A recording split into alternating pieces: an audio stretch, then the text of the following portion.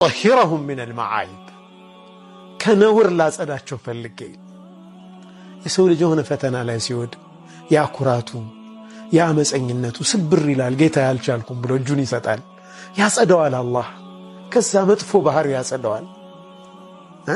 ችግር በራሱ ችግር ብቻ አይደለም፣ ህክምና ነው።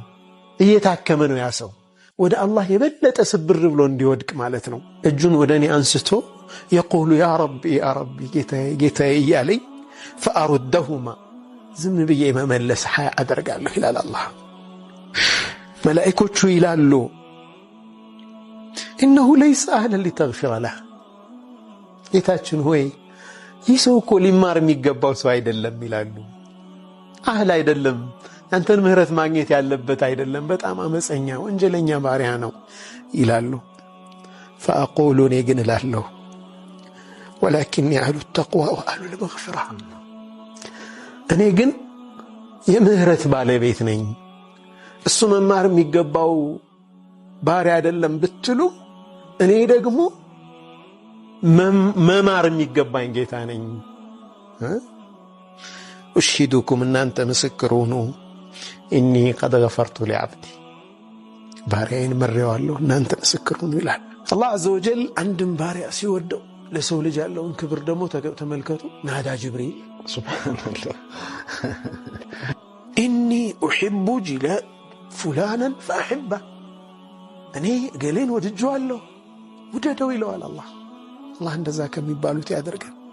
ተውባ አድርጎ ወደኔ ተመለሰን ከሩቁ ቀበለዋለሁ ይላል አላህ። ከኔ እምቢ ብሎ የሚሄድስ ናደይቱሁ ሚን ቀሪብ በቅርብ ሆኜ እጠራዋለሁ። أقول له أين تذهب يتدل أنت باري ይለዋለሁ። ألك رب سواي ከኔ ሌላ ጌታ አለህ እንዴት ነው የምትሄደው እለዋለሁ።